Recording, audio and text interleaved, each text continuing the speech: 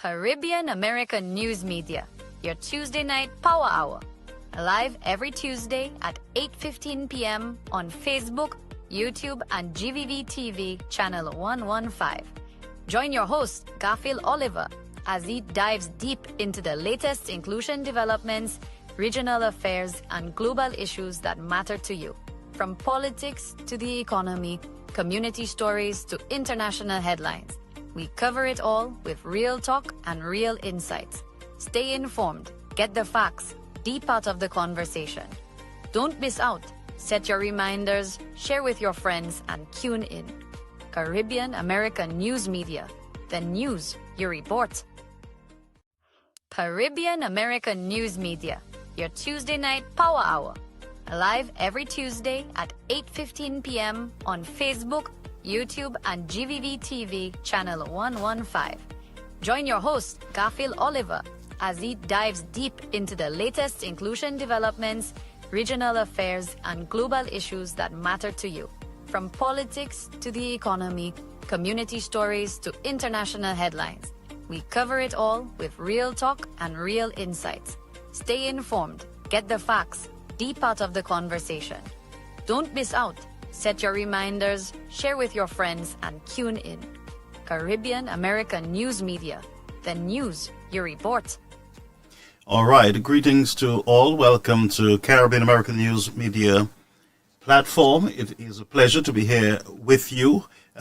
Greetings to all. Welcome to all our brothers and our sisters from around the world, those of you from the Eastern Caribbean, from the region, from the Western Hemisphere. We bring greetings to you from the United States of America, and we are hoping that you are relaxed, you are seated with your jus de raisin, or, your little grape juice or lime juice, no alcohol here, and you have your little maybe fried chicken or some wings, but no pork, nothing. We don't do that here. But again, I want to greet everyone, and it is such a pleasure to be here with you on this network. This is also known as the People's Network. So we have spread our reach throughout the region, and we're happy to welcome aboard those of our new viewers from the different islands who have been reaching out to us, communicating with us, and we are very encouraged with the show of support for this platform. So again, we do not take you for granted. We want to welcome you to your platform, the region's platform. To our YouTube bloggers, I want to welcome you to the platform. We are over 3,000 strong. Thank you so much. And to our Facebook viewers, it is such a pleasure. I can look at the names and just be happy to know that you folks are here. You're among the living and not the dead, and we sympathize with those families who are bereaved. Our sincere condolences. Earth has no sorrow that heaven cannot heal. So you hang in there, my friends, and may the peace and the grace of Yahweh be with you. May he abide with you and the entire family as you go through your time of bereavement. But Duncan and Lawrence, my do greetings. And I see my brother there, Gregory Charles, my brother. Good to see you, man.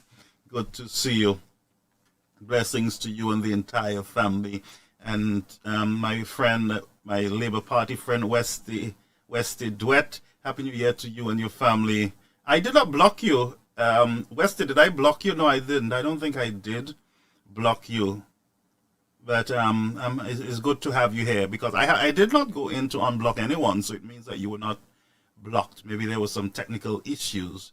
But blocking is the last resort. People who use certain languages or disrespect the platform, I remove them immediately to protect the integrity of the platform, and also to ensure that the children, parents who are viewing, and the elderlies who are viewing us have a clean experience here on our platform. Our platform is a righteous platform, and we try to maintain that, my friends. And we know that the enemy of souls, that old roaring lion who is seeking whom he may devour is not going to roll over and allow me to be here speaking to you, the people of the nations. And so I take my responsibility very seriously in addressing you, in my approach to you, the respect that I have for every one of you as you engage us on the platform. And I always say to you that I welcome dissenting voices. I welcome people of the opposite parties and different parts, people of different beliefs and different understanding. I welcome you to the platform where we can have good interaction, and you share your points, what you agree on, what you disagree on, and I love it, friends. But the moment we start insulting each other and bringing over nastiness on our platforms, we're not going to tolerate it. I'm a very focused individual as far as I'm concerned, very disciplined in my attitude and behavior. I am not a loose cannon. I am not someone who is out of control, disrespectful to anyone. And so I try to maintain that throughout my life because we all are a work in progress. And I thank God for where I have arrived, where you can hear things, you can see things, and you rebuke it in a technical way, but you don't go out there to disrespect and to just dehumanize people and stuff, and the nastiness that we see playing out around the globe. So, folks, let's remain focused. This is a very serious platform. We're here for serious business. We're not here for little children games. I take your toys, you take my toys, and these kind of foolish, childish. The Word of God says, when you're a child, you act like a child, you think like a child. As you grow, you put away childish things, and you start doing like a man. You start acting like a man. And that's why we have a lot of little children in big men suit and in big men clothes. A lot of little kids mentally, they have not developed the way they should sometimes with the age. It's very sad, the indiscipline, the disrespect, the disregard for human lives, the disrespect that we see being portrayed by certain element in this world. And I all say, my friends, even so come Lord Jesus, it's time for these nastiness to end. And as I said, I'm very cautious in my approach, and I'm not going to be lowering myself into any mire for me to be wallowing and rolling in a pig pen. That's not what I want to do. I am much elevated than that. When I say elevated, I'm not making myself bigger than anyone, but I am more disciplined in mind. Higher than the highest is where I'm reaching, and therefore I am not going to wallow down in that trench of filth and unnecessary time wasting,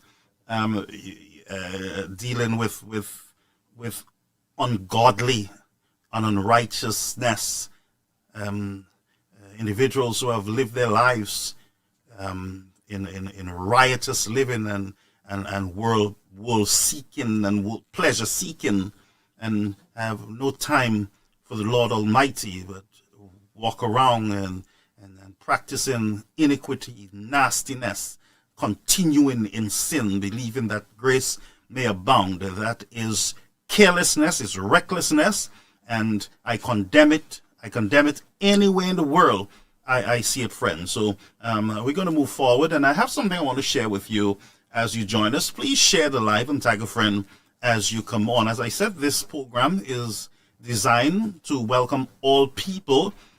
We have shifted our focus, as you would realize, and we are welcoming all people for a discussion, for debates. As I said, if your intention is pure, you're welcome. If you're just going to continue with the nasty rhetoric and the lack of, I don't know. I deal with kids and on a daily basis, and when there are certain behaviors that I see in them, my responsibility as a professional is to help to distract and to redirect the brain, the mind, so that not all people, or not all brain are wired equally, and some people are wired different way, and therefore we are to work with individuals to help them to refocus, to resettle, and to put away bad behavior. That's what we do in children. We try to redirect them to a more positive approach to dealing with their anxieties and their fears and their discomfort. That's what we do as professionals, and I'm happy to be here with you, my people. So we're not going to be taking ourselves into unrighteousness, into the nastiness that you see out there that's portraying themselves to be whatever they are. I am not going to be part of it, and I condemn it with every fabric. Now, there is a pastor in Barbados that I believe has been making the rounds, and I am not one to judge and to condemn anyone, but I heard some statements concerning the Prime Minister of St. Lucia, and I do not believe that we should be calling anyone certain names, especially our leaders. We got to be very cautious in how we deal, how we talk about the many issues that are affecting our nation right now. And so I do not support it, but I am not the judge to say that the woman is not a pastor. She's not, serving the Lord and doing her best. We are all defective.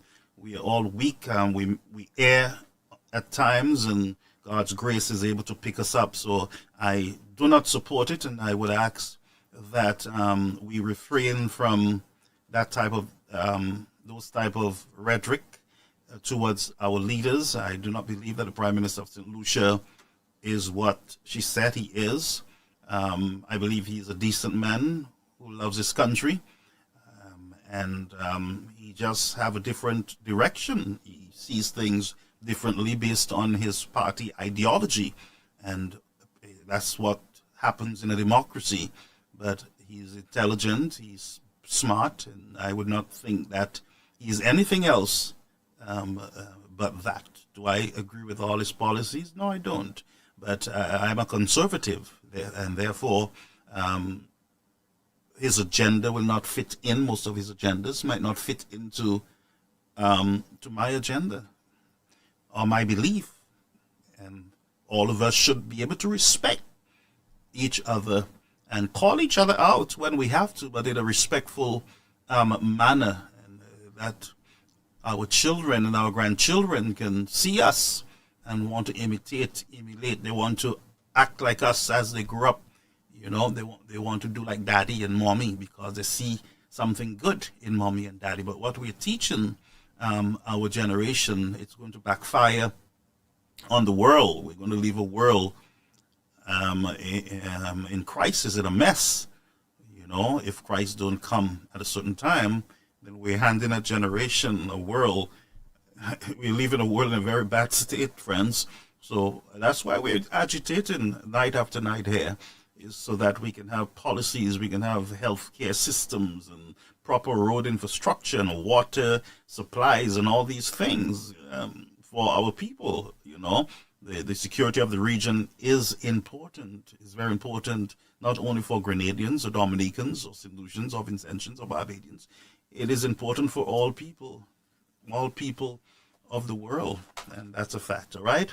So that is what I wanted to say on that matter. There's something else that I wanted to drop in, but I think I can leave that for another time. But it is okay. We make mistakes, and it's always good that we can reflect and we can adjust and we can change and we can do things differently as we move forward as adults. All right.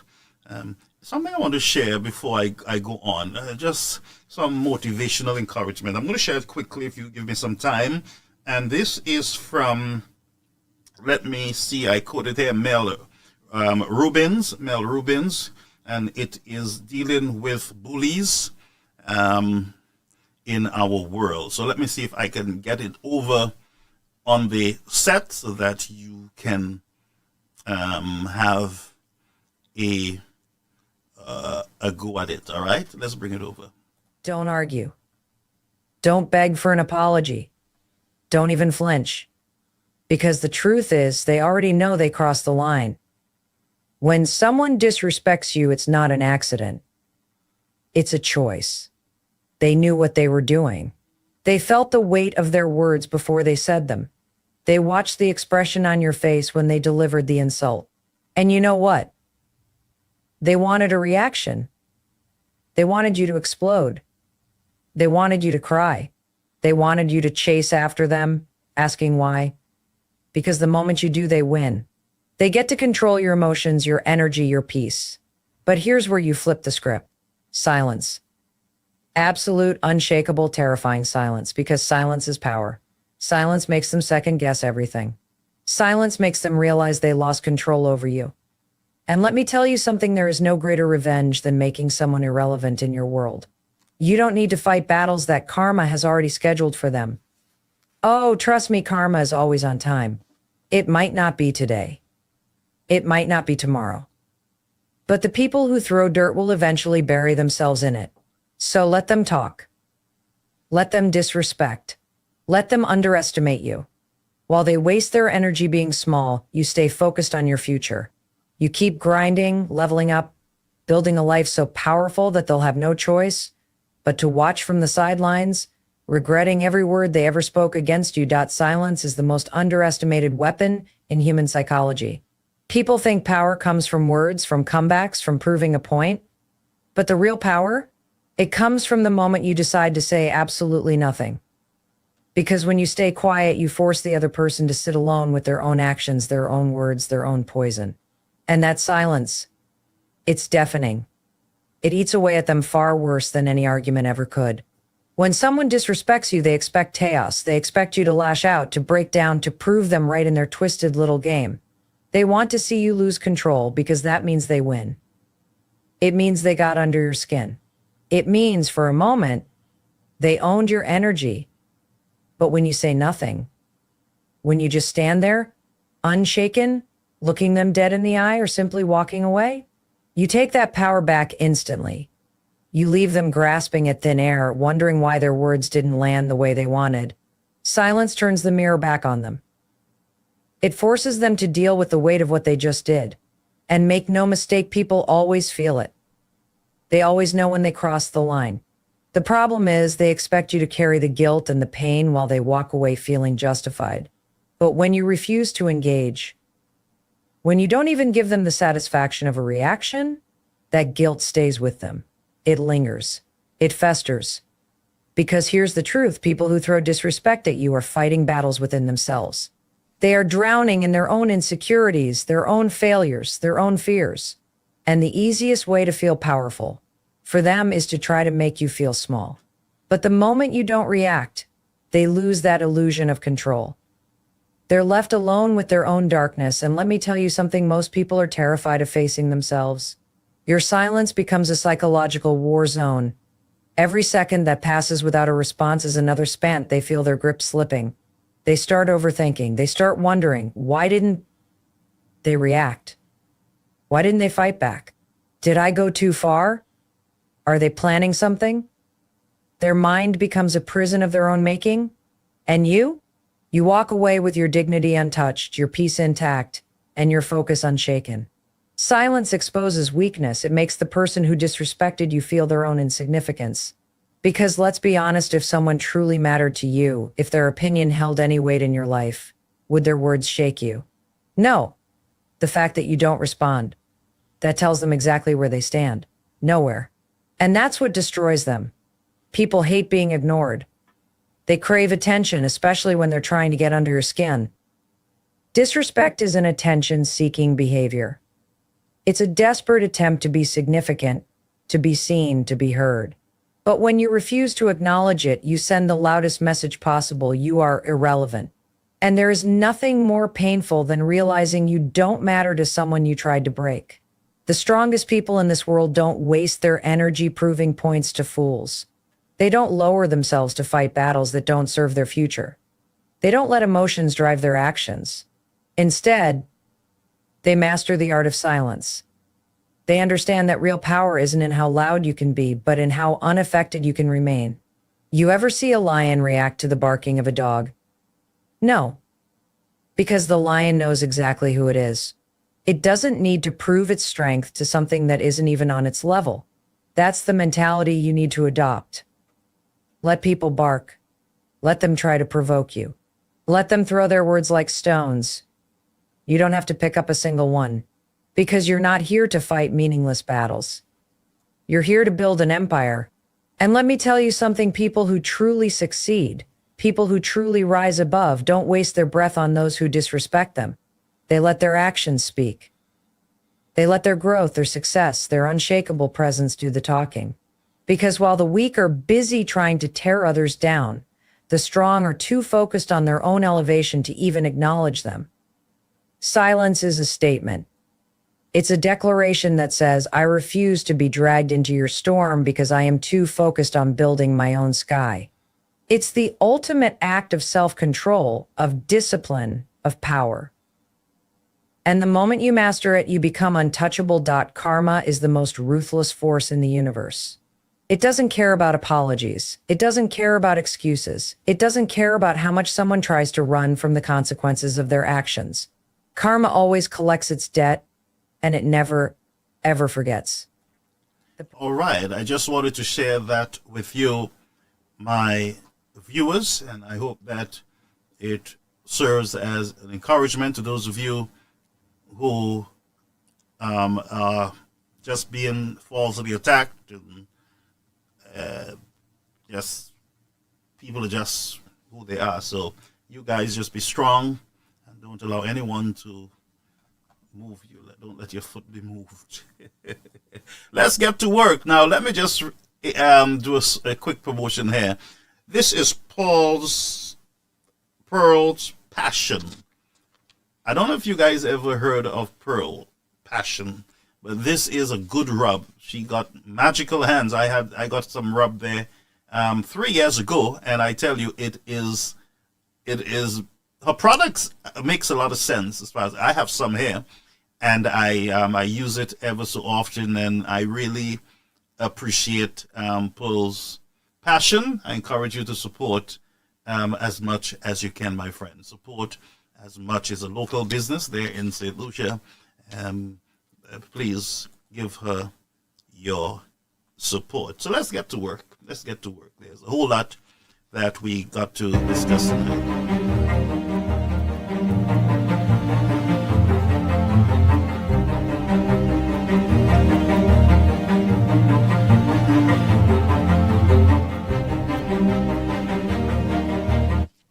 All right, so we're going to move forward.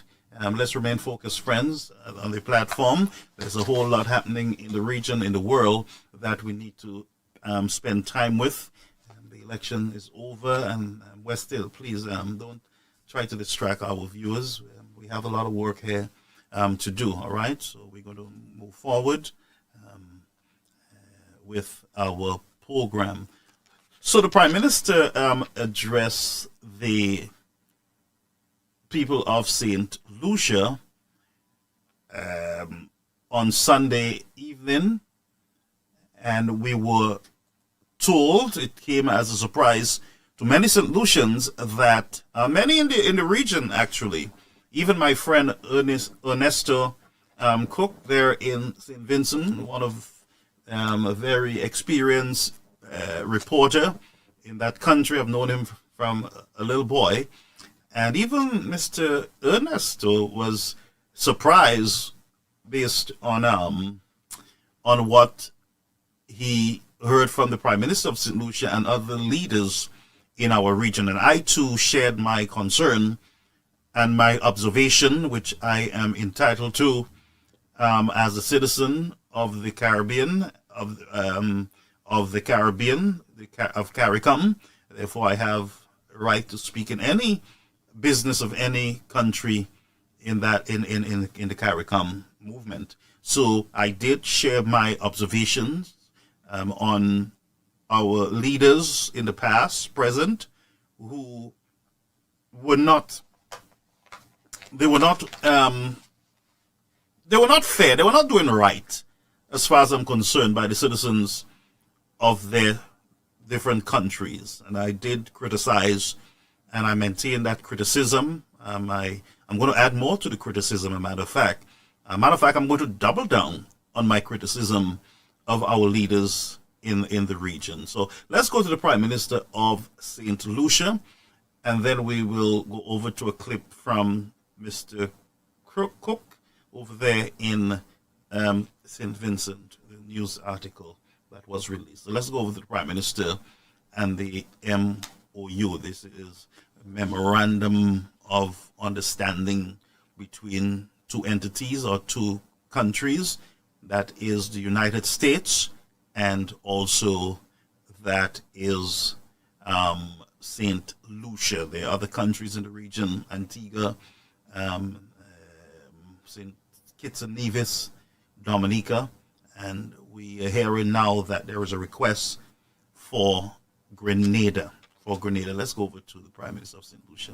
In this regard, the Cabinet of Ministers has approved a memorandum of understanding between the government of St. Lucia and the government of the United States to accept the potential transfer of certain third country nationals present in the United States. This agreement is non-binding and is at the complete discretion of both governments. The MOU establishes a framework for cooperation and does not trigger any immediate transfer and future engagements.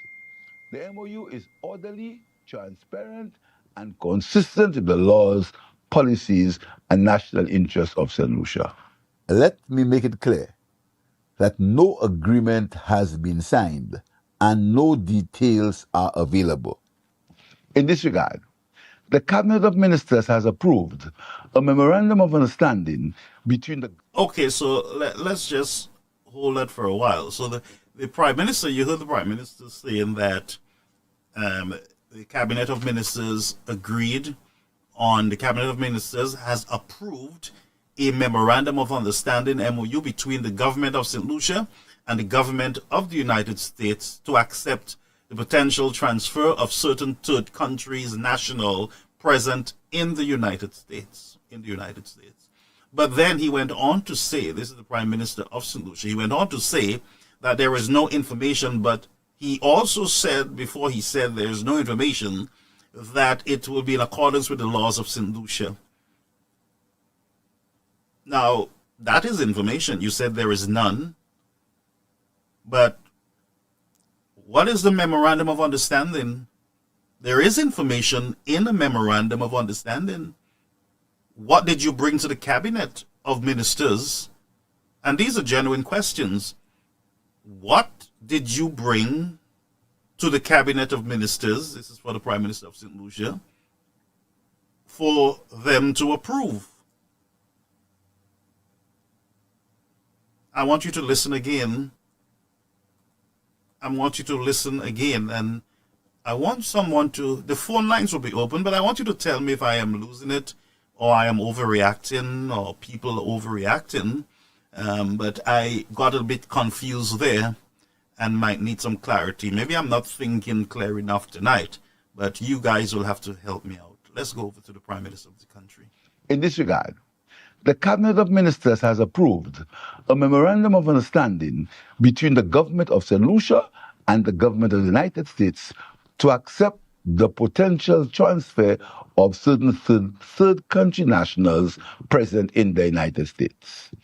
This agreement is non-binding and is at the complete discretion of both governments.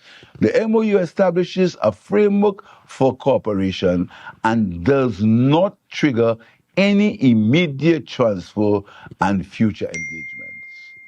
The MOU is orderly, transparent, and consistent with the laws, policies, and national interests of St. Lucia. Let me make it clear that no agreement has been signed and no details are available.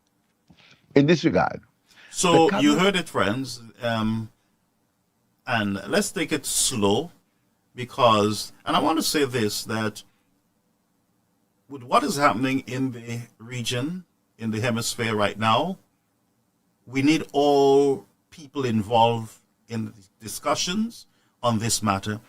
Therefore, I would discourage anyone who is seeking to bully, to stop,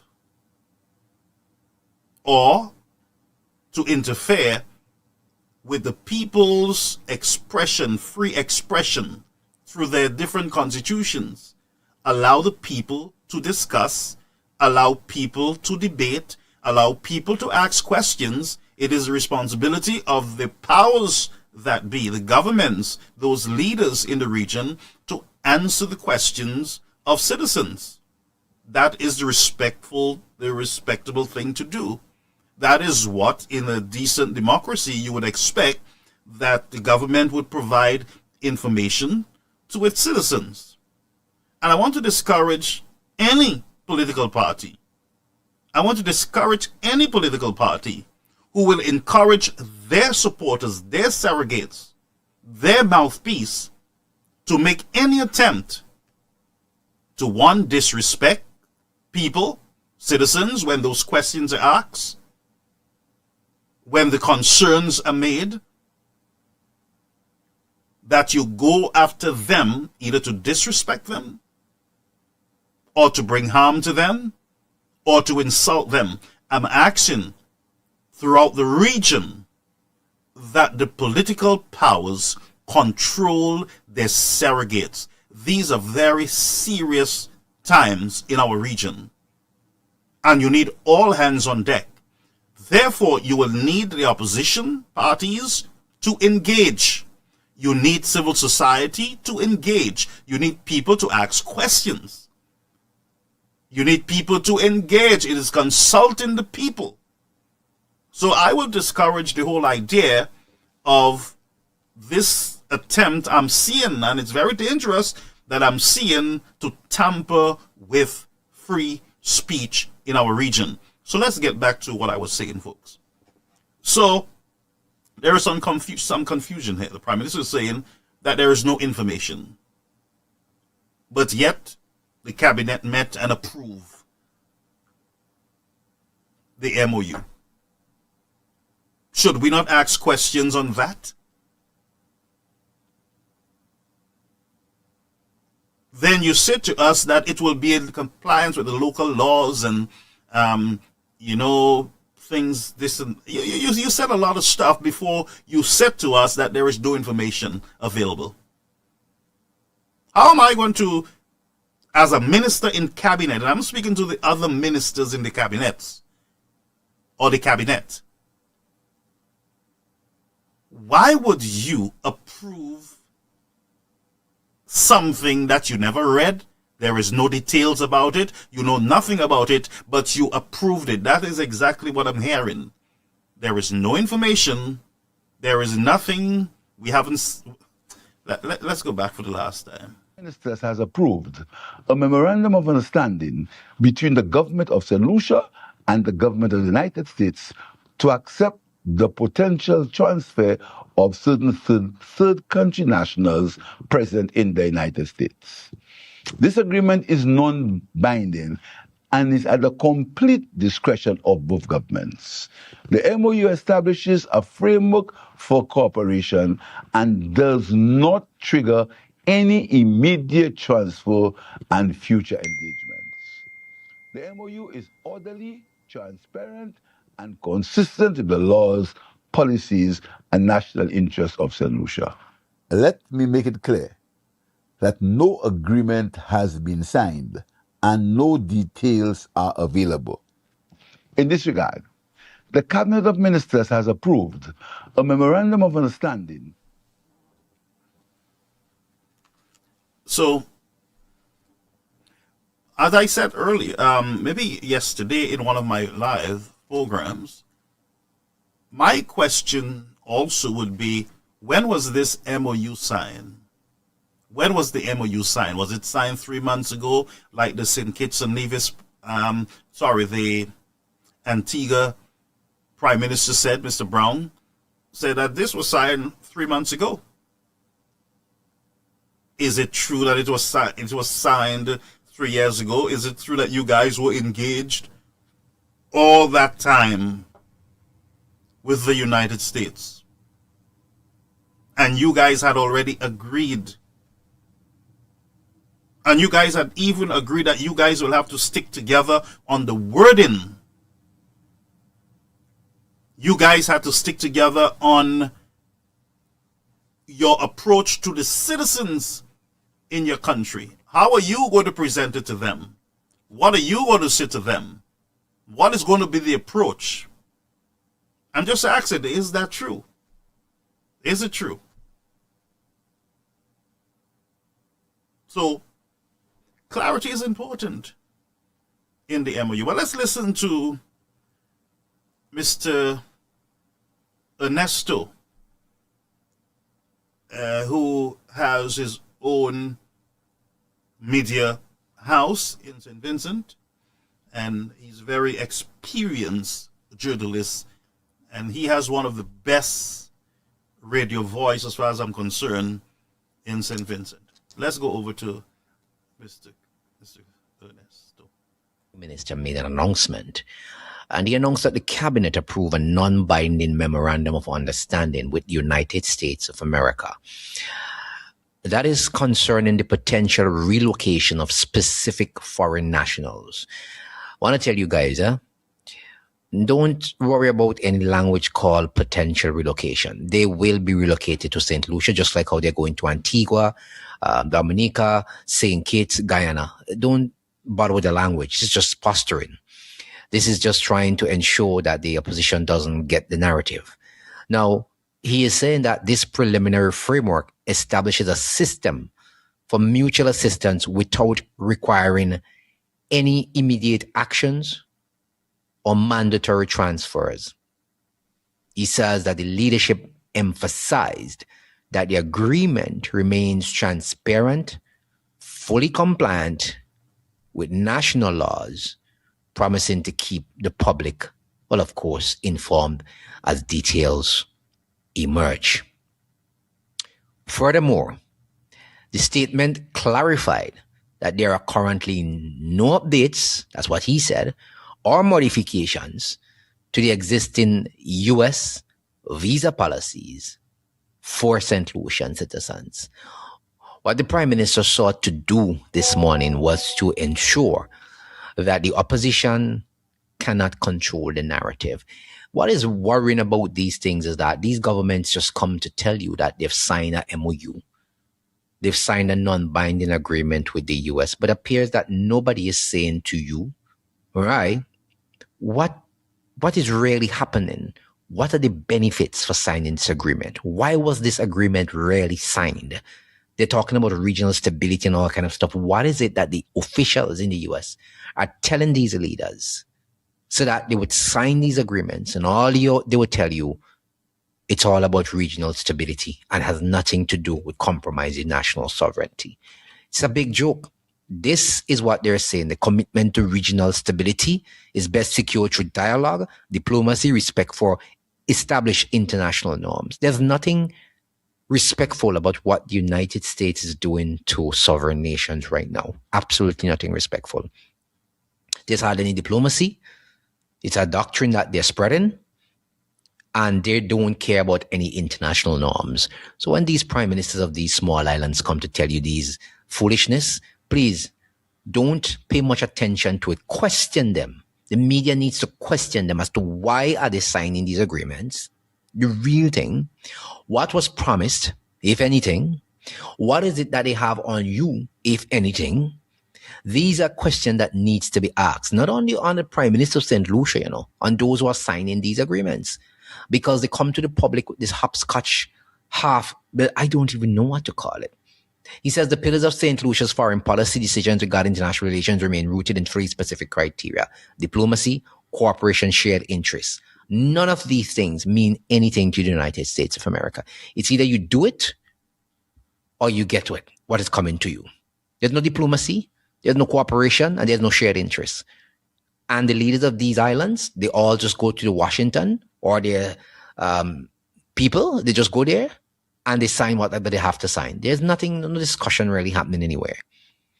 He says the cabinet's decision was a new U.S. framework The primary statement, he said, was the cabinet approved a memorandum of understanding between the government of St. Lucia and the United States. The specifics: to accept potential transfer of certain third country national currently present in the United States.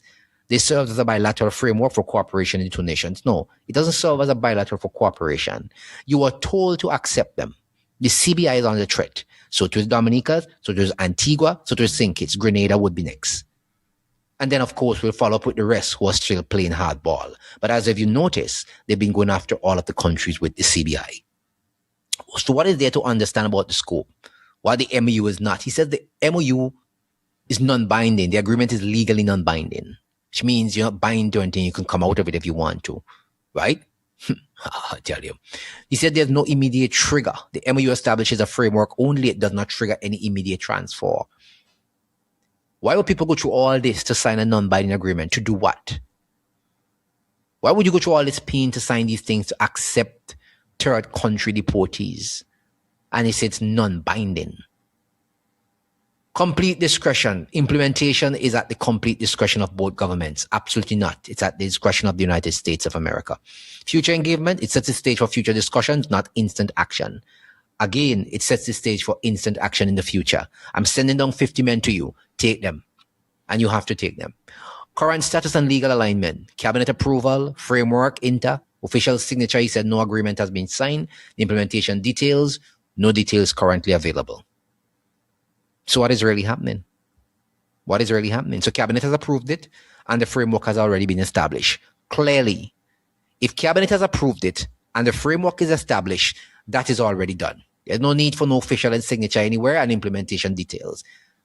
You're going to take third country deportees. I don't know why these leaders think they have to go and badge people like that. Not everybody's stupid. And then he comes to tell you about clarification on the U.S. visa policy. He says relates strictly to transfer of third country nationals. The MOU. No change, no information given to the government of St. Lucia regarding any changes to United States visa policies. They don't have to give you anything. You'll see what happens when you go to the embassy and when you land on the American shores. You guys are weak. But anyway, and he's saying that he's asking people to rest assured that I always put you first. No, the United States is putting themselves first. And you just have to accept what they tell you. Of course, he has this pledge of continued transparency, will provide relevant applicable information to the citizens of St. Lucia. It's just a lot of hullabaloo. Framework approved but not signed. You will accept. Doesn't have to sign. You have to accept. Sovereignty maintained, non-binding. There's no sovereignty. We have no sovereignty. We are not sovereign and we are not independent. All of us, these are islands. None of us are. We will not be rushing to do these things like that without asking the public what is going on or telling them what is going on before. None of you are sovereign, none of you are independent. No changes to visa policies, you don't know that. Commitment to the zone of peace, there's no zone of peace. Just absolute garbage. I don't know what these prime ministers really think that people are thinking. Folks, we now, as I told you, this is my friend, Mr. Ernesto. We grew up in the Adventist church there. His father was a preacher and worked in government, and he became, he is a journalist, a very important one in the region.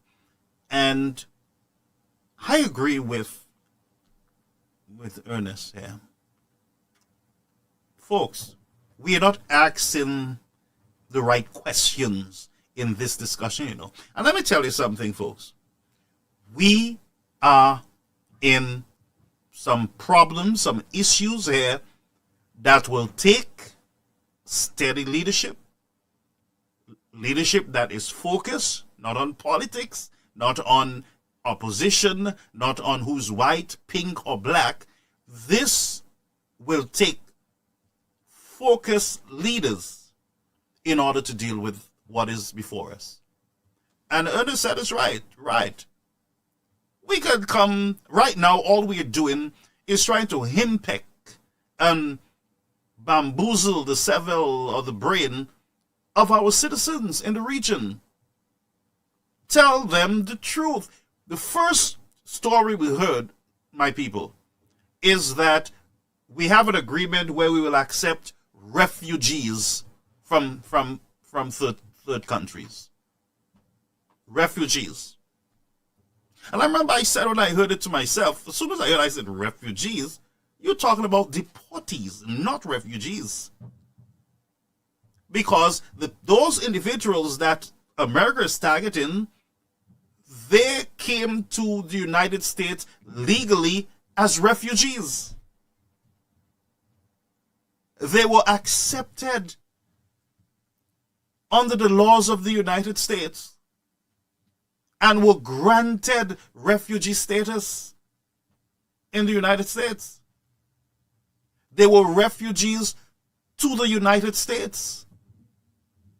The United States now have turned them into soon-to-be deportees. Therefore, the countries in the Caribbean are receiving deportees from the United States who are not from the U.S. but are from other countries where there are conflict and there's issues in their society, in their nations. Some of these countries are turning the United States planes back. They're saying, no, we're not accepting those planes. So the United States now is looking for another landing spot, and the best landing spot that they're finding now is the Caribbean airports, because our leaders are saying, yes, give us, we'll take them. We will take them. Come, bring them in. And what is happening, folks, it is the CBI that is being used in order to facilitate this. And it is true, it's a fact. So there's a problem with the CIP. The United States is using that situation now in order to say to you, hey, we have a problem here. Now, we're going to take away your visa access, your travel. We're going to do some restrictions there. We're going to have some restrictions there. Therefore, you guys will have to, here's some deals that you guys will have to agree on. And I'm not even sure if we can say memorandum of understanding. This is just the United States saying, here is what you got to do to fix your problem. Huh? Here is what you have to do, CBI countries, to fix your problem. Here is one. You got to accept our deportees from other countries. We don't care. We send them to you. You guys accept them. You guys are saying to us in the various countries that we told the United States yes. That's basically what the prime ministers of the region is saying to us, citizens. We said yes to that. And here's another thing that they said yes to, but they're not saying anything to you as yet. Well, Gaston Brown is smart enough to jump ahead of the flogging and say, guys, here's what I did. Is to remove Cuban medical support from your country. Antigua jumped ahead and tell his people that, look, we had to do this. So two things we are finding out in the deal that they're not saying to us openly is that, one, we have to accept deportees from the United States who are not from the countries that they're coming to. And two, the countries got to get all of the Cuban medical fraternities out of their country. Gaston Brown did both. Accepted deportees from other countries that are not Antiguans, and he removed the Cuban doctors and nurses from his country. That is the deal right there. Now there are more. There are more to the deals, but that's the deal. So I'm asking Mr. Prime Ministers of the other country who have not said a lot, including St. Lucia, what is the faith of the Cuban medical brigade in St. Lucia?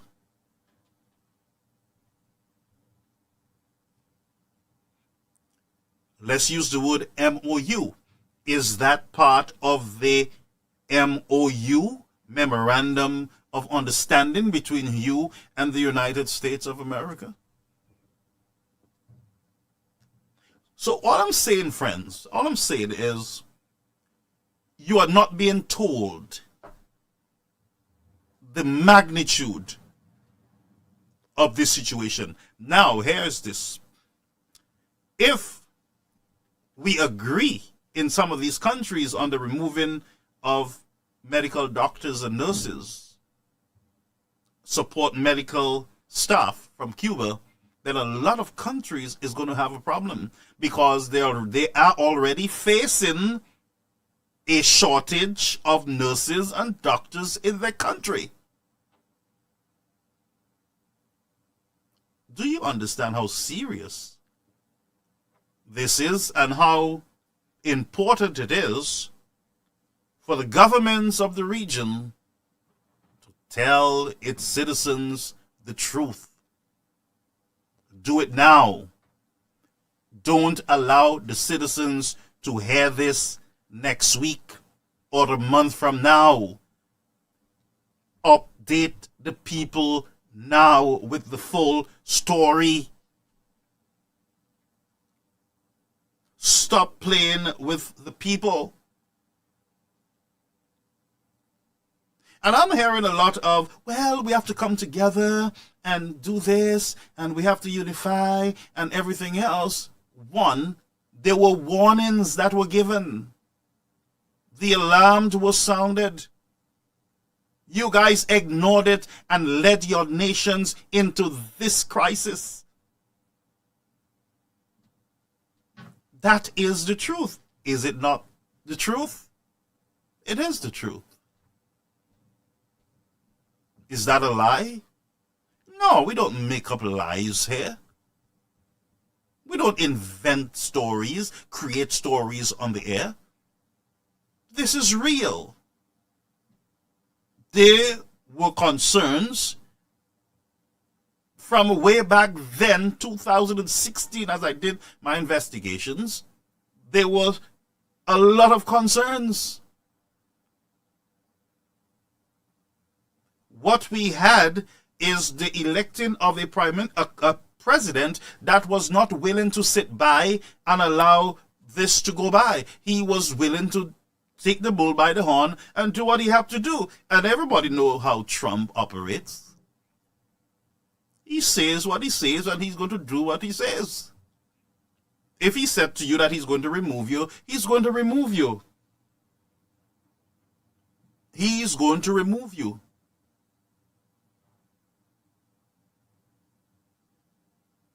And so, we heard of the possibility of restrictions. We heard from the State Department that there are countries that we are watching, we have placed on the list. St. Lucia was on the list, Grenada, Antigua, and these countries were on that list. And some African nations were on the list. And remember, they said to us that we're giving you guys time to fix this. Do you remember that time, that period? And instead, that we had taken that opportunity to educate the citizens on these serious developments, we went on very expensive PR rounds around the media. We spent a lot of money trying to say to the citizens that CIP is good and everything is fine. And the United States had us on a list, potential restriction list, ban list. There were different colors, there were different levels that we were on. Do you remember that? Come on, let's reason. Is that not true? And let me show you what is happening right now as I am speaking to you. What is happening here in the United States? What is about to happen in New York City? What has been happening in New York City and many states here? ICE have identified they're out there. They're hiring more of ICE workers, the immigration enforcement officers. They are storming cities. They are going into businesses, into homes. They are using unidentified vehicles.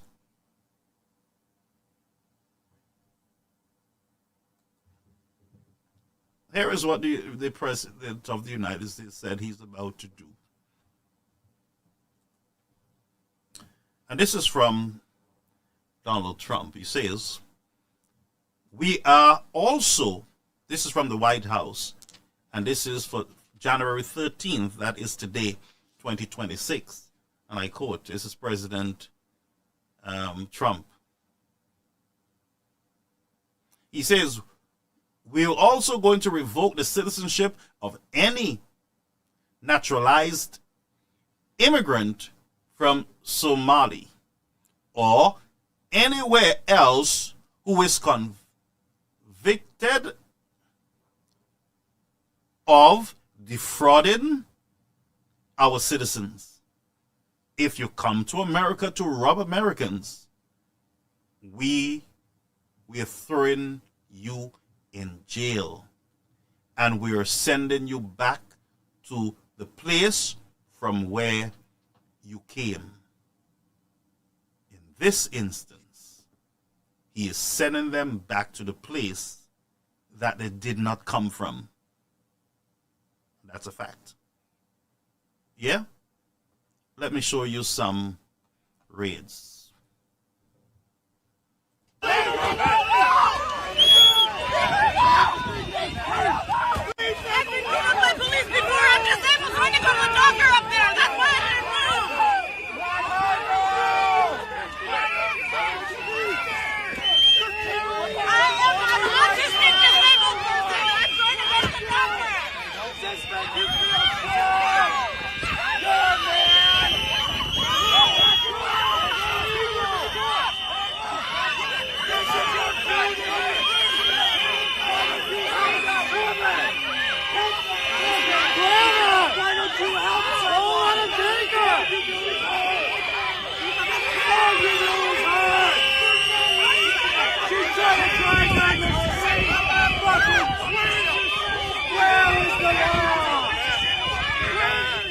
Folks, this is what is happening in major states here in the United States of America.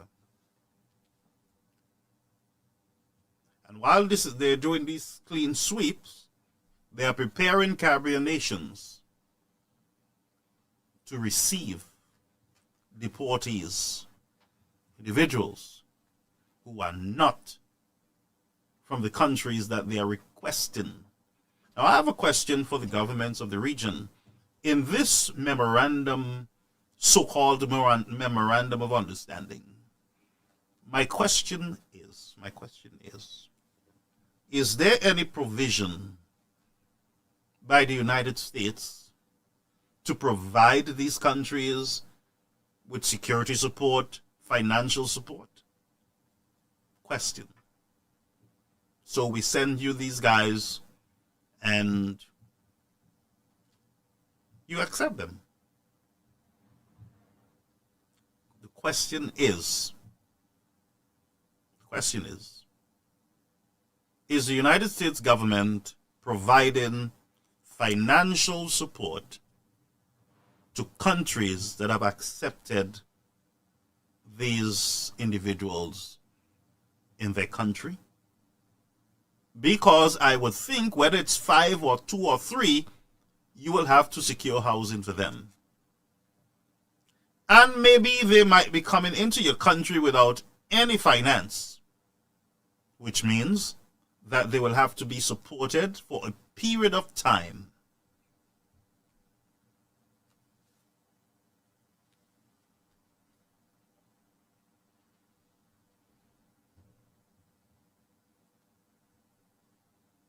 Now, I heard Antigua said, well, these deportees are from the Caribbean that they're asking us to take. That, my friend, sounds ridiculous. That sounds ridiculous because In our region, there is not one country that have indicated that they are not going to accept their citizens.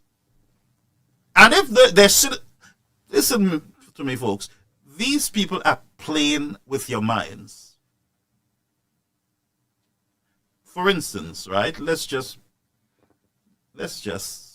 play with some ideas. They're not facts, but let's just play with some ideas. Just have some scenarios here.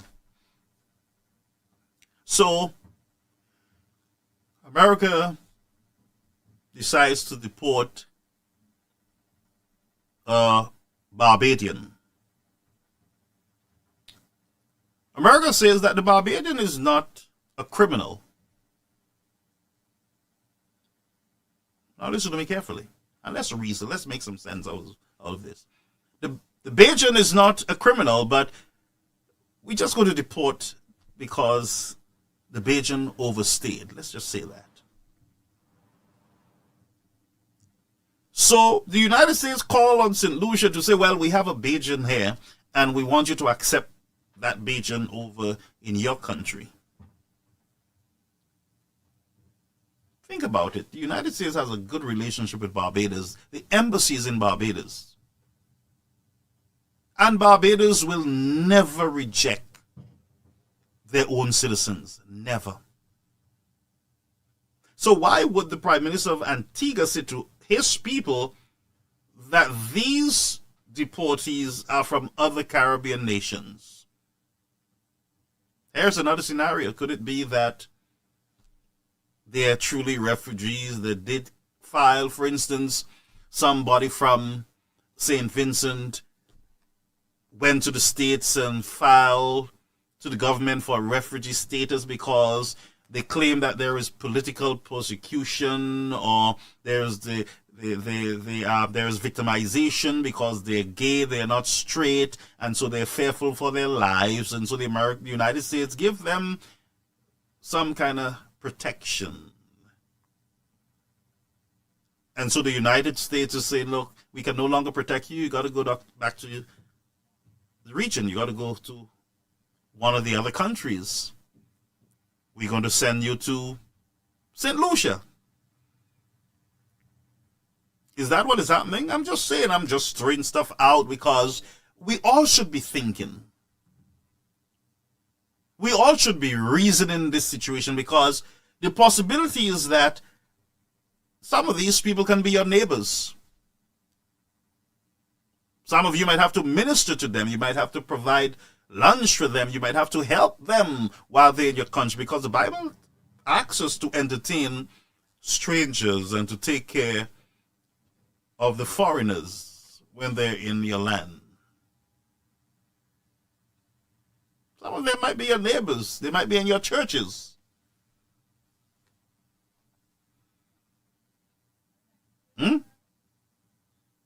Think about it. And what is happening, you have individuals who are saying to you and I, we should not speak about it. Once in a certain government who is doing this thing, it is fine, it is good, beautiful. If for another government, all hell break loose in the nation, press conference everywhere, march in the street, stop headlines. All of a sudden, people are saying to you, don't say nothing, it's good. Whatever he did, it's good. If they come, nothing wrong with that. Let them come, let them come. And that's part of the hypocrisy that is destroying our region. If something is wrong, it's wrong. If something is wrong, it is wrong. If something is of concern to you, then it is of concern to you. Is that true? Yes, it is, friends. So don't allow anyone to try to stifle your freedom of expression. Don't you dare allow that, friends. You ask the questions and you wait for the answers. But don't be bullied. You have a right to want to know.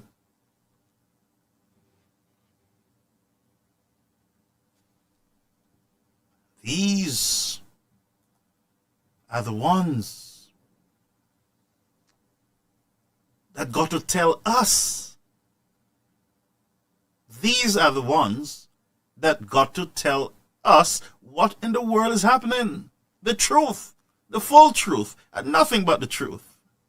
We're not asking you to give us America's top secret and private information. We're asking you for questions. We're asking you for about matters.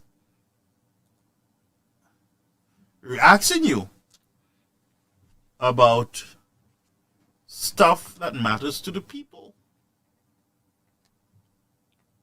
And I maintain if there was a different government in place in some of these countries, all hell would have been breaking loose right now. All fault lines would have been jammed. That is concerning. This is hurting the development of the region. It is hurting the development of the countries. It is hurting it. Because things that we need to speak up on, we are silent because we want to show loyalty.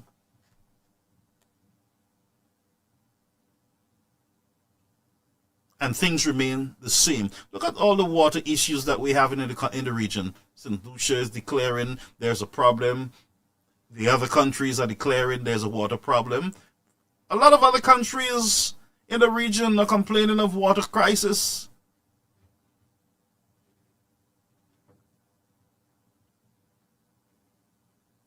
And there will continue to be water crisis in these countries because nobody is united to put pressure on those who are in power or systems so that we can get what is right for the people of the country. Don't tell me 4 years, 5 years, 4 years you are in government. And I'm speaking about St. Lucia. 4 years you're in government and you have not desilted, you have not dredged the John Compton Dam. And you're saying to the people it has not been desilted as yet or dredged. That's what you're saying. And you know once it's not drenched or clean, that it will not be able to have maximum water capacity. But now who suffers? The same people who are saying everything is fine, nothing to see here. They're the ones, when they turn on their taps, will not have water in their pipes. And the cycle goes on and on and on in our region. Nothing gets fixed because we cover our political parties. We hide them from these defects that need not to be hidden. Spotlight need to be placed on them because innocent and the poor families are the ones who cannot afford a water tank. Poor families would be the ones waking up 2 o'clock in the morning to try to fill a bucket so that they can have water for the following day. You are the ones. You are the ones. We are the ones who have the region where it is today, the condition it is today, whether it's housing, and they're signing off deals, MOUs, and many of these countries have housing deficits. Citizens sleeping on the streets, citizens who are living in 1-bedrooms, houses that are broken.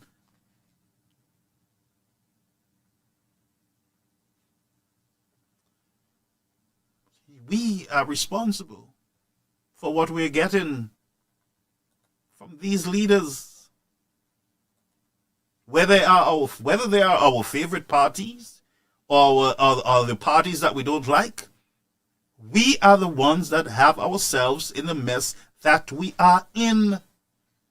Period. Full stop. And you know what happened? When you and I speak up and we decide that we're not hiding anything or we're not covering anything anymore, then you know what? the same people who are affected start attacking you, the messenger, the one who is agitating for better, for more, for the best, not the crumbs from the table. We are the ones who are responsible for where we are today in a global, not let me say use the word global, in a regional crisis. And look what we saw. The comrades coming together to hold each other together. Yeah, we got you, we got you, we got you. And while this mess is building, now we're hiding it from the citizens of our country. And we are saying to everyone else, shut up. Mind your business. My party's in power. You lose. We win. We win. You lose. And that's the story that you hear. We win. You lose. 15-1, 15-0, 16-0, 17-0. We win. You lose. That's what you're hearing all around the region. And who really is losing? The poorer class in our societies are the ones who are the losers. Not all the time political parties. Because sometimes the machine of the party can survive. These are the bourgeois who have their own businesses and they don't need anything. They don't feel the shock in the economy. You do. When there is no water, you feel it while you're paying high water bills and high electricity bills, but you scarcely get water. And your electricity is always out, blowing out, your fridge blow out, your TV blow out when it comes back. You suffers. And you know what's going to happen? Because the government's already complaining that the NIS is heading towards a crisis and we will have to increase on the retirement age. Who suffers? You. Now we are bringing in deportees from other countries. We welcome them.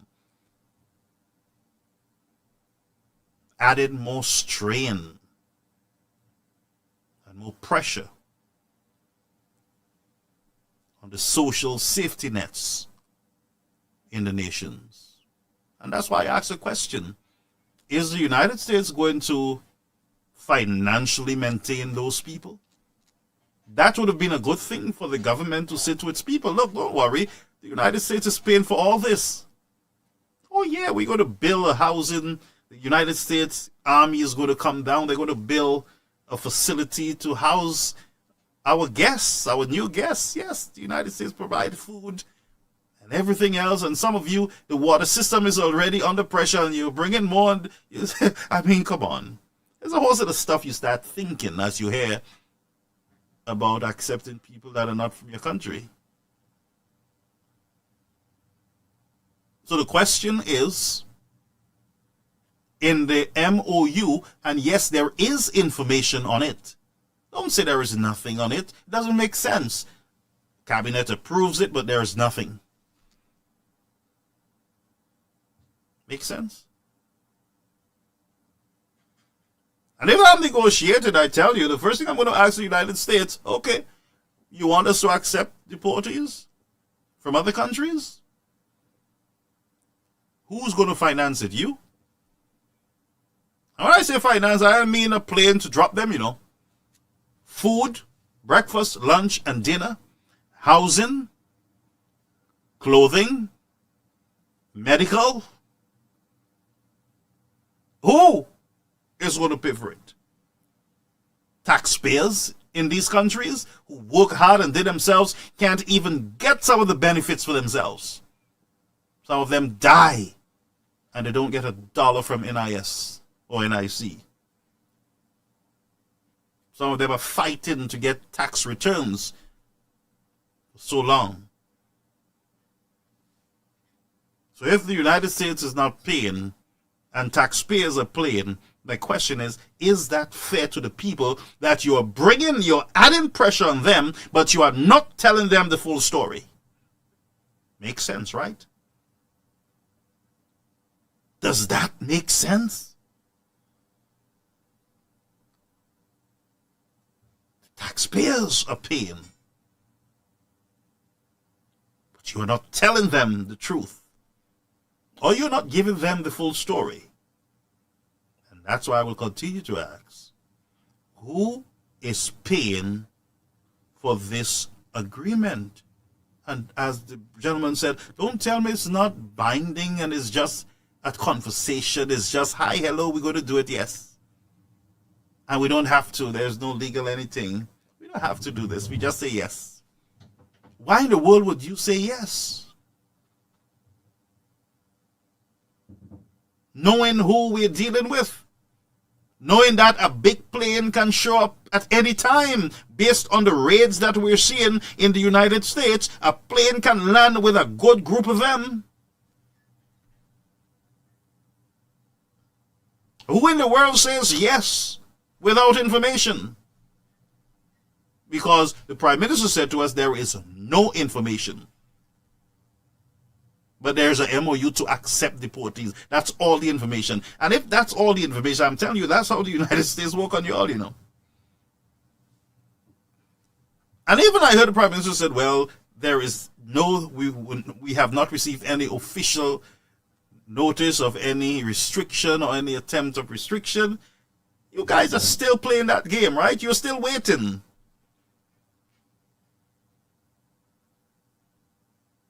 First of all, there is no information for the MOU. The only thing you heard is you have to accept deportees.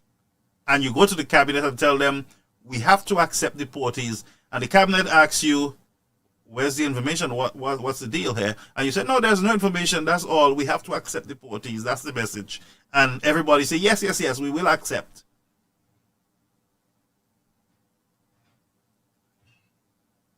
We are living in terrible times. And I heard someone say, well, these people are rejoicing. They hate the country and they're rejoicing. What a sad, sad state of debate. Because this is real. And I don't see anybody rejoicing anywhere. I see people, same people who are showing concerns from day one. I see them out there speaking.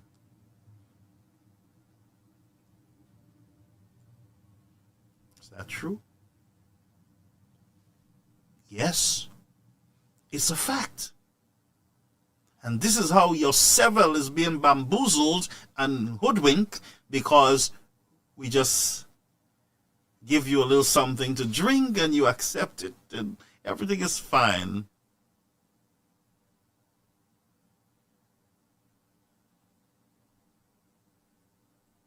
And I'm still seeing fundraisers, flyers being put out there about fundraisers for medical support and all those things. Beef and chicken on sale. And we accept the beef and the chicken on sale as normal fundraising avenues for medical support. We accept that as we are accustomed to it. That's how we do it. We have no money. That's how we do it. Billions of dollars in debt in our region. Still bad infrastructure. Barbados, crumbling bridges and roads that are worse than a riverbed. Housing deficit crisis.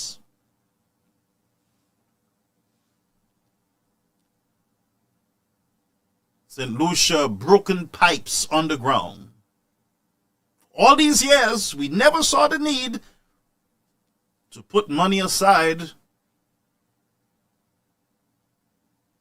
to get our water system in place, to deal with the growing demand for water. And I've been hearing government ministers, we are the only ones who build hotels. Hotels are coming in, but you are bringing the hotels in. You are signing the same deals. Is it an MOU for the hotels? You're signing the deals to bring hotels upon hotels.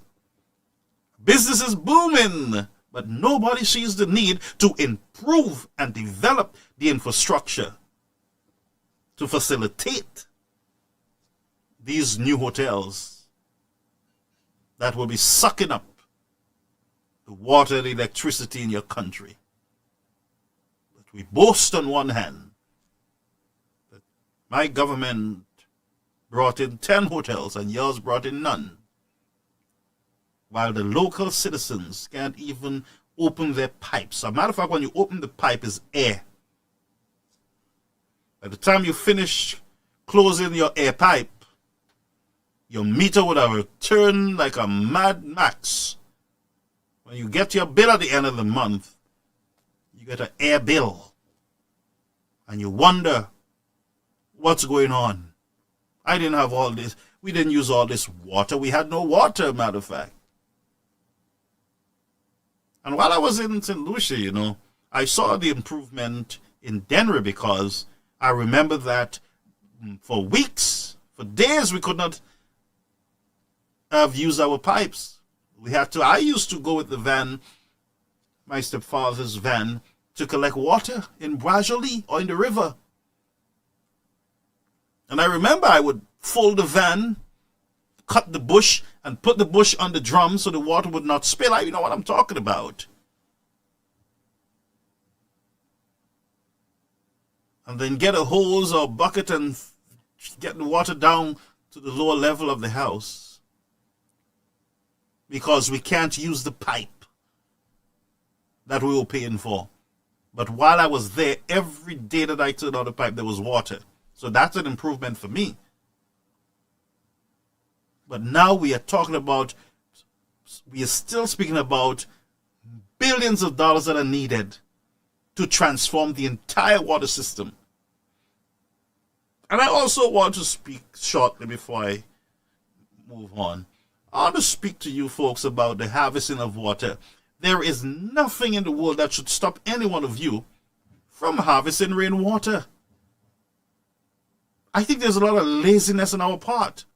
You have roofs, run some guttering into a tank and build concrete tanks underground or wherever it is and fill them up with the rainwater. Harvest the water. You can flush your toilet. You can wet your plants. You can wash your vehicles. It saves you money. But we are generating a bunch of lazy citizens who are Americanized.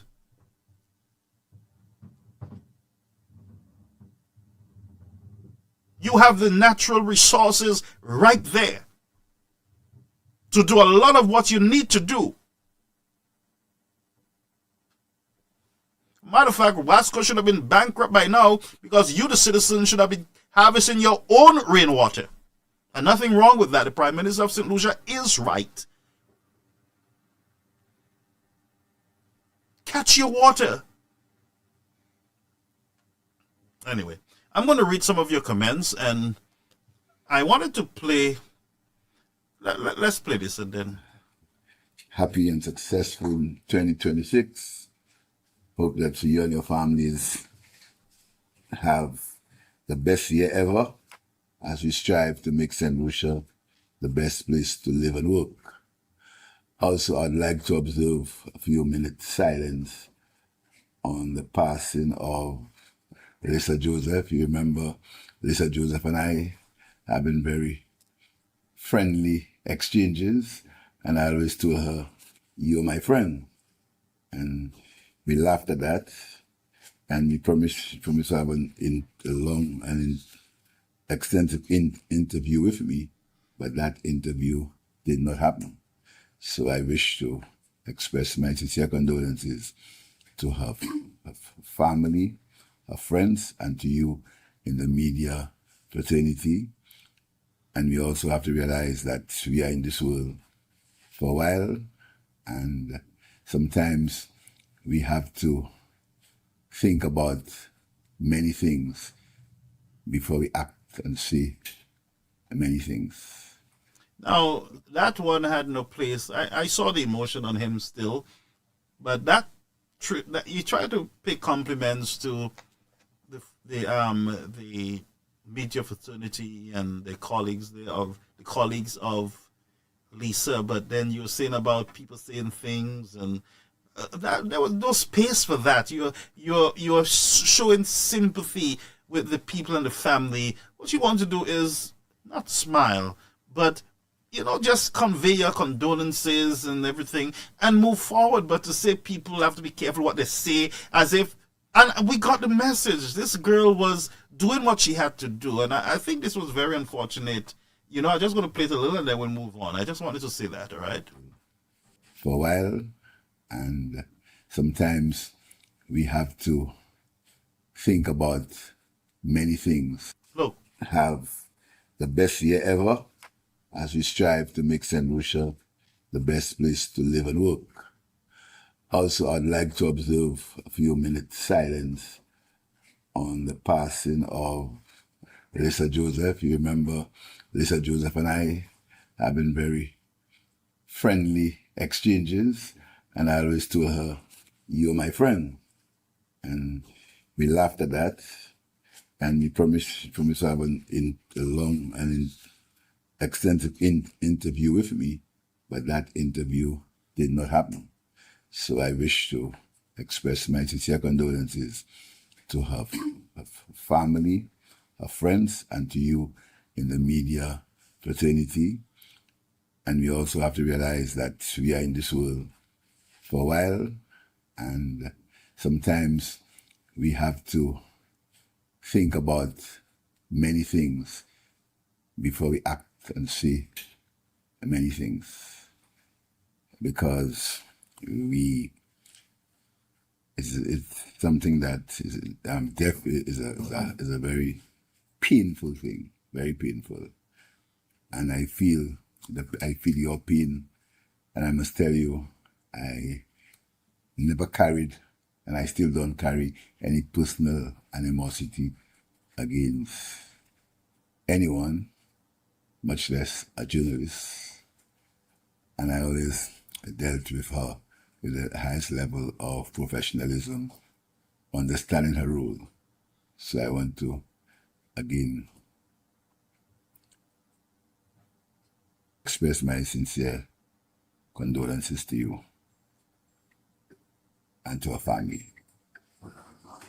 Having said so, can we proceed with the... So I just want to get something straight. Just give me a minute, because I think he said he wanted to have a moment of silence for her. Let me just bear with me. Have the best year ever as we strive to make St. Lucia the best place to live and work. Just bear with me.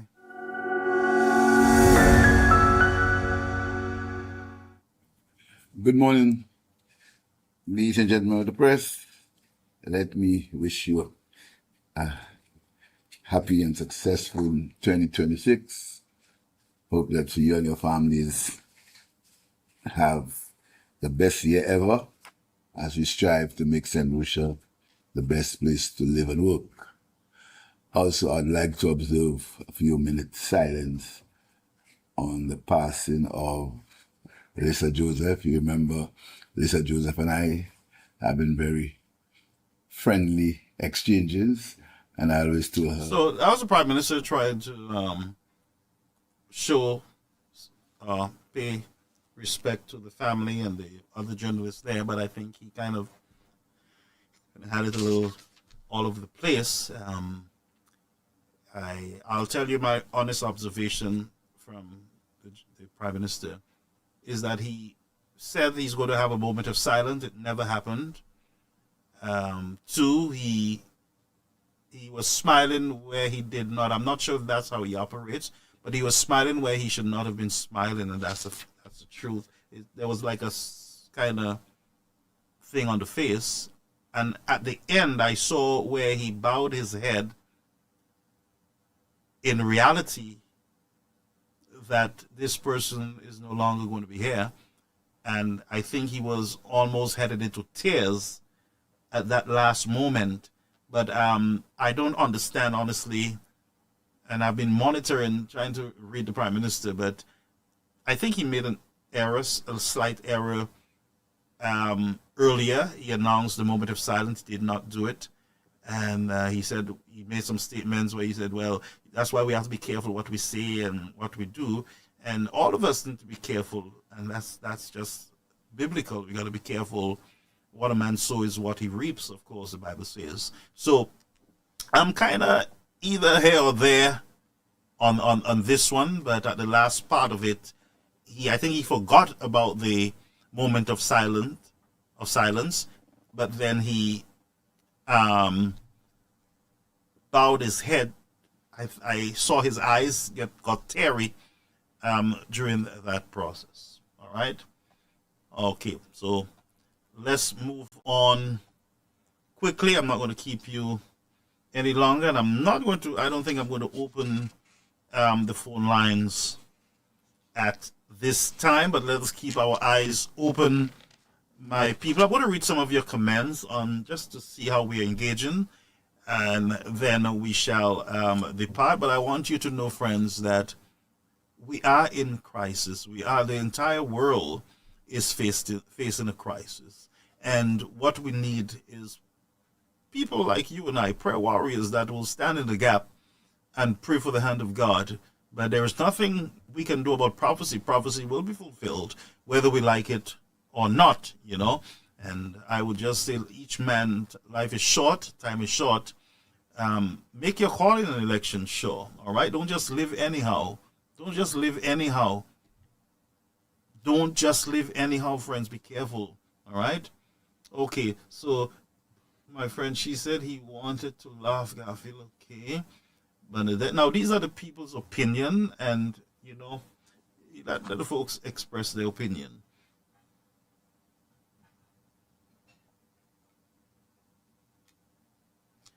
Xavier said, the man said he is a mystery. How can you read the man?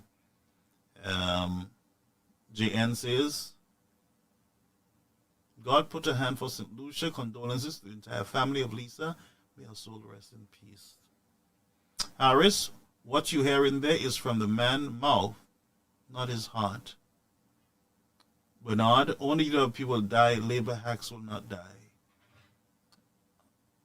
Aubrey, good observation, Garfield. Good, he's smiling on the cover, and he never allowed the moment of silence, just rejoicing. Fake words. Smile have me upset.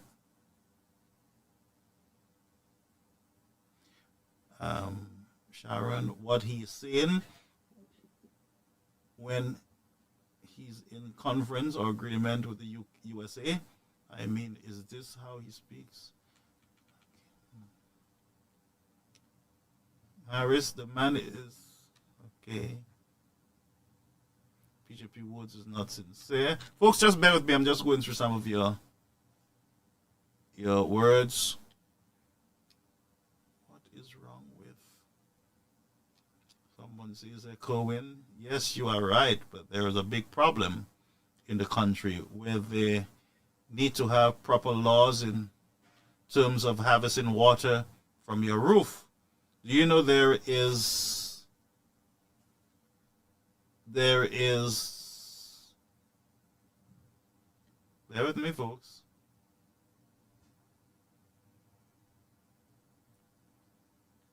Okay, so proper laws in place in terms of harvesting water from your roof. Do you know there is people with pigeons or even fowl, and these animals create a lot of chaos on your roof? Even when you call on your neighbor or your brother or sister that have them, and you talk to them, they will not do nothing about it. So we need the laws in place in the country. The Prime Minister should think of that first before you talk. You have to find out what's going on. And this is the lack of these politicians in the country. Oh, that is something that, Yeah, we need to pay attention to. You're right. I never thought of that. Yeah, and that's why I think there was certain laws that was being developed to protect neighbors from neighbors with animals, a pig pen. People were just having pig pens, close to people's house. People have their sick. You can't take the scent. The first thing you wake up to is the pig scent, and it was a mess. And of course the fowls. So these are real issues. Even burning coals, having a coal pit, people would just digging a hole and doing their coal pit anywhere and everything. And so you're right, there need to be laws. And this is what I see again. Some politicians don't have the intestinal fortitude to do what it takes to protect the country, because they're going to put their politics before doing what is right most of the times by the people. For instance, who dares to pass a law about coals in the country? Try to regulate it. Who? Which government would try that? That would be the end of the government. If you try to restrict where people can burn their coals, where people can put a pig pen, and the whole country would come up against you, and they would say, you don't like the country, you don't like us, you're trying to take away our living. And that's the kind of talk you have. Nobody looks down the road at people's health. Nobody believes in loving your neighbors yourself. Would I want a pig pen outside of my window? No. Would I put one in front of somebody else's window? I should not, because I don't like it myself. But politicians are securing their seats while ignoring the major issues in the country that needs attention. So you can't really look at the vendors. One politician says leave the vendors alone. Another politician try to regulate and to put some order in the vending to protect the pedestrians and citizens from themselves. One government will take that and say, well, they're touching our vendors and look at what they're doing to our people trying to earn a living. And that's the conversation you have from our politicians. Who suffers? The same local vendor. The same citizen that tried to cross or to pass on the sidewalk, fall into a hole or a gutter, sprain her feet, break her foot, damage her knees, her waist, and all kind of story because she's trying to escape from an umbrella or something that might damage her or hurt her. But politicians say, leave my vendors. Yeah, but you don't love our people. But we got to do what is right, what is necessary. And that's why we are facing all these issues in the countries of the region, because nobody has the intestinal fortitude to do what is necessary. The mood is always a certain color, either red or yellow or pink. Nobody wants to do what is right. Nobody wants to take on the challenge of doing what is needed. What is needed? Imagine thousands, millions of dollars spent during an election. And we are still saying to the people in these countries that we don't have money to fix pipes. We don't have money to fix the healthcare system. We don't have money to do what is needed, what is necessary, what we must do for the survival of the people. But we are willing, and I saw it with my own eyes, millions of dollars circulating during the election process. But then we come back to the same people and say to them, we don't have money. Or which government have money to fix all these pipes? And you know what the people do? They put on their blue band or their yellow band or their red band and they go on down the road. The code is ready. The code is ready. 16-1, 16-1. And with the 16-1, or the 15-1 or the 17-1, all the issues are still there. And that's the level from which we operate as a people. And most people comfortable with that. Very comfortable. Crumbling infrastructures. We're behind. Major crisis before us that will need all our attention. I've not heard from especially in St. Lucia, I've not heard from the external minister, the one who's responsible for foreign affairs. We have not heard anything. Did he have a press conference to address the nation, the people? What are you hearing? And that's what I'm saying, friends. All right?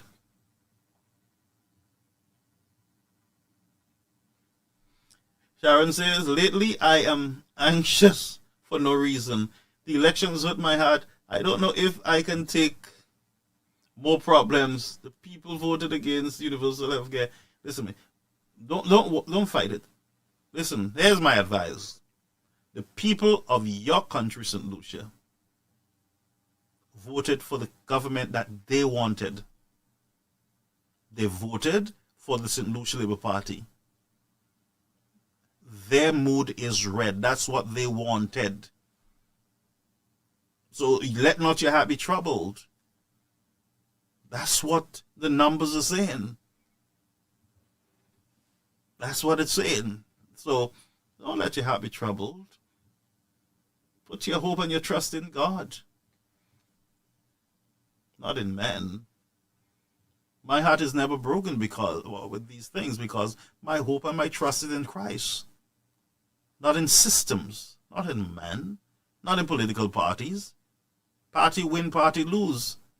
It's not going to derail me, because that's not my foundation. It is not. And a matter of fact, I understand what is before us. I understand because I make use of the study of the scriptures, especially for these end times, a time of trouble such as man has never seen before. Destruction in every nation, wars and rumors of wars. Those are things that we have studied from a little boy growing up. So we are very much aware that there's a whole lot of mess that are before us. Nations are angry. This we do know. Jesus is coming again. And there's an old song which says, down in the feet of iron and of clay. It says, look for the waymarks as you journey on. Down in the feet of iron and of clay. Weak and divided, soon to pass away. What will the next great, glorious drama be? Christ and his coming and eternity. So I say, let your hope be built on nothing less. Not on systems. Systems will fail. I'm telling you, all governments will fail. But the kingdom of Yahweh will stand forever. So put your trust there, friends, so your heart will not be broken. Let not your heart be broken, friend. Be strong, my friend. Be strong.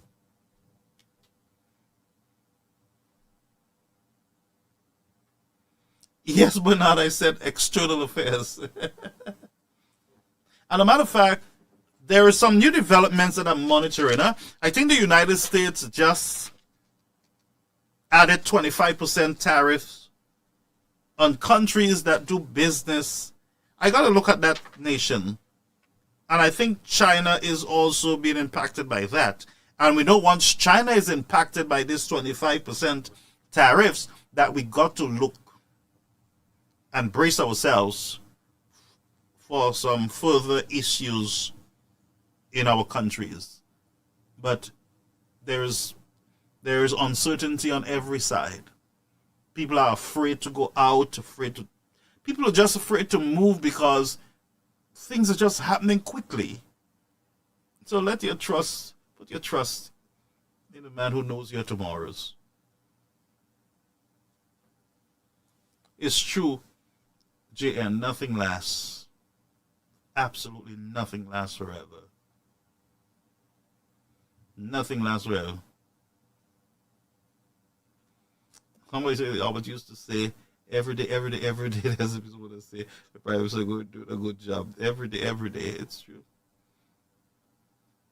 Anyway, folks, I'm going to go now. So I wish you all the best. I'm not going to play more of what I have there for you. Y'all just stay focused. Let's keep each other up in prayer. And remember that God has not given the unrighteous judgment over the righteous, those who are making an effort to walk with the Lord. And though defective and feeble though we be, needing to be corrected ever so often, we are still the apple of God's eye. So let not your heart be troubled, friends. And remember, righteousness is not our standing with ourselves. It's our standing with God. And a matter of fact, it is a free gift. Like Romans 3:22 declares, it's a free gift to all. While he's working on you, he considers you righteous. And that's the mystery of salvation. That confuses the sinner to know that you are still struggling and fighting with sin, but yet a good God considers you done, consider you okay, consider you clean. Can you imagine the grace? A lot of people misunderstand this grace, and they say a lot of craziness that theologically makes absolutely no sense at all. So folks, let not your heart be troubled. You do what you got to do, friends, to prepare for what is before you. Love every one of you with the love of God. And so I see my friend Leon over there on YouTube. Okay, I got you. I got you, Leon. I got you, my friend. Okay, so we have some other development here on our platform. It says that the federal judge ordered Donald Trump arrest by midnight tonight. I saw it on MSNBC. I don't know how credible that is. That might not be real, but we can always look to see. There's a lot of fake stuff out there that you got to be aware of and be careful of. So maybe it's not an arrest, but they might have made an order for him to do certain things or not do certain things, or refrain from doing certain things. So it might not be an arrest, my friend. Let's just read a little closer and see what's going on. All right? And you can stay true to Caribbean American News, 24 hours. Our page, you always drop in to see what is happening, because if that is true, you're going to see it popping up on our platform. We have engaged a number of individuals who would be adding stuff ever so often, developments on the platform. Sometimes it might not be me, okay, but I'll take the plot. Sometimes you think you see me, but that's not me, if you understand what I'm saying. All right, blessings to you folks. Remember, praise God, from whom all blessings flow. Praise him, all creatures here below. Praise Father, Son, and Holy Ghost. Pray before you go to bed, friends. Pray for your children, your generation, folks. Just pray, pray, pray. There's power in prayer. Until we meet again, may God be with you. All right? Blessings. Connecticut in the house. Greetings, Connecticut, over there on our YouTube channel. Okay? Over to you, folks.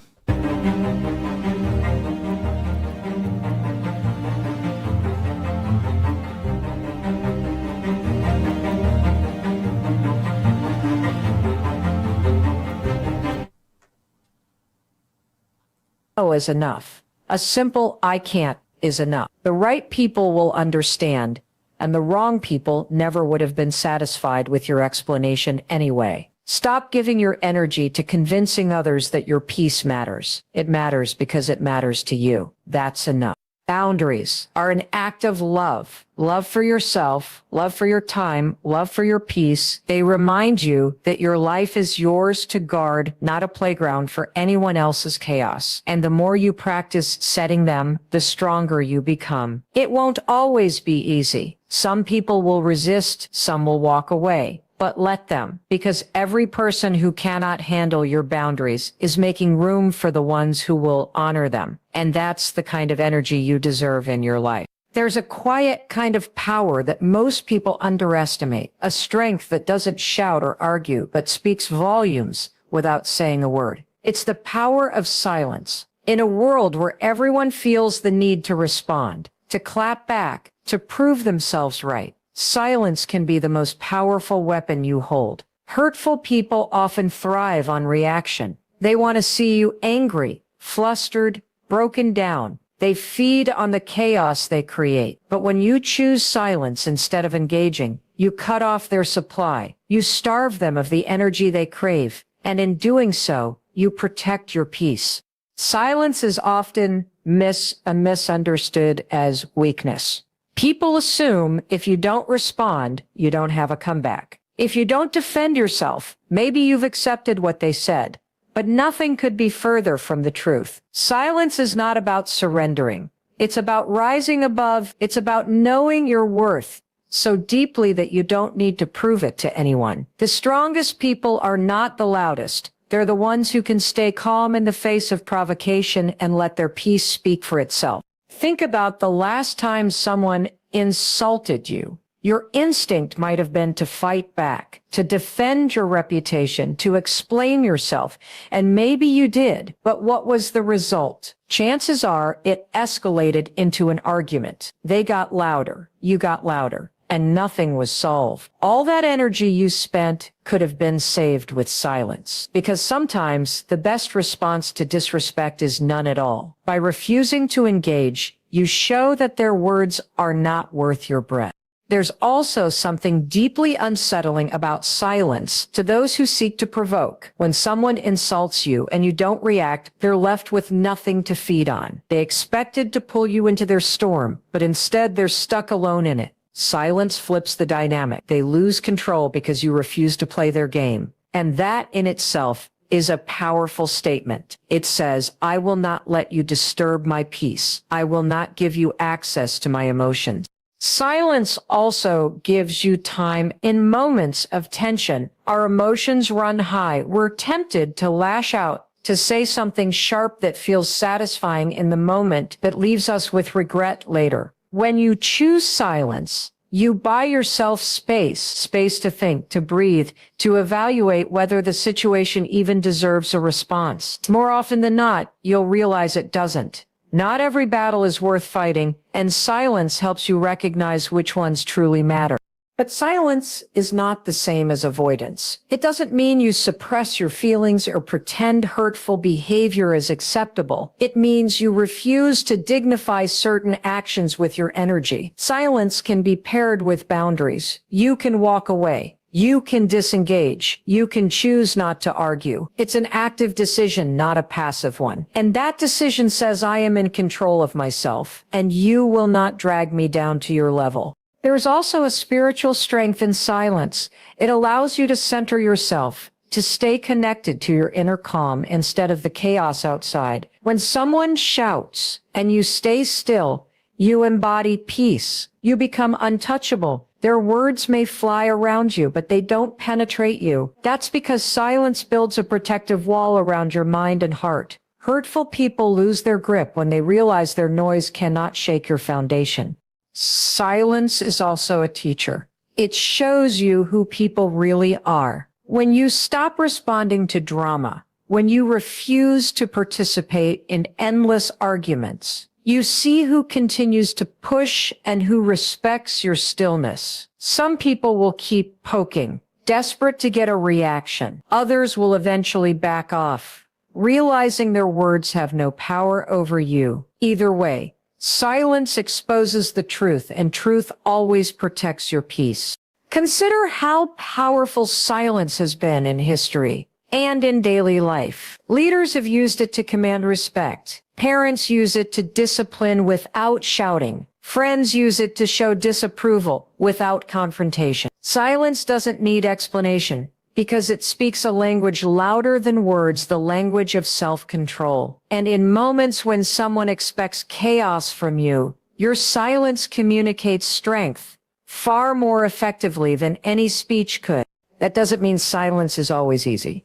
Sometimes it burns inside you not to respond, not to clap back with the perfect line. But ask yourself, what do I gain by engaging? Do I gain peace? Do I gain clarity? Or do I just gain another argument, another weight on my heart? Silence requires discipline, But that discipline is what separates the reactive from the resilient. Every time you choose silence, you prove to yourself that you're stronger than your impulses, stronger than the negativity around you. Silence can also be a gift to yourself. It allows you to preserve your energy. Arguing drains you. Defending yourself to people who don't care drains you. Explaining your worth to someone, determined not to see it, drains you. But silence keeps your energy intact. It allows you to spend that energy on things that actually matter. Your growth, your goals, your joy. Every moment you choose silence over chaos is a moment you invest back into yourself. And here's the most important thing. Silence does not make you invisible. It makes you powerful in ways people don't always expect. People notice when you don't react. They notice when you stay calm while others lose control. They notice when you carry yourself with dignity instead of being dragged into arguments. That kind of strength leaves a lasting impression. It makes people think twice before trying to provoke you again. When you make silence a practice, you begin to see how unnecessary many conflicts really are. You realize that not everyone deserves a response. Not every comment deserves your attention. Not every attack deserves your energy. Silence helps you conserve your peace for the moments that truly matter, for the people who truly matter. And in doing so, it gives you freedom. The next time someone tries to bait you, remember this. Their words only have power if you give them power. If you answer, you feed the fire. If you stay silent, you let the fire die out on its own. That's not weakness. That's mastery. Mastery of yourself, mastery of your emotions, mastery of your peace. And that kind of mastery is something no hurtful person can ever take away. Who you spend time with will shape the way you think, feel, and live more than almost anything else in your life. The people you allow into your circle influence your mood, your habits, your outlook, and even your belief in yourself. That's why when it comes to protecting your peace, one of the most powerful decisions you can make is to surround yourself with energy builders instead of energy drainers. Because energy is contagious, and if you're constantly breathing in someone else's negativity, you'll eventually find yourself suffocating in it. There are people who light you up, who leave you feeling stronger, inspired, and more hopeful every time you're around them. And then there are people who do the opposite. They complain, criticize, gossip, or dump their emotional baggage on you. And when they leave, you feel heavy, tired, and smaller than you were before. The scary part is that sometimes we don't notice this difference until the damage is already done. We get so used to being drained that we begin to think it's normal. But peace cannot survive in an environment that constantly depletes you. If you want to protect your mind, your spirit, and your sense of calm, you must choose your company carefully. Energy builders are people who encourage growth.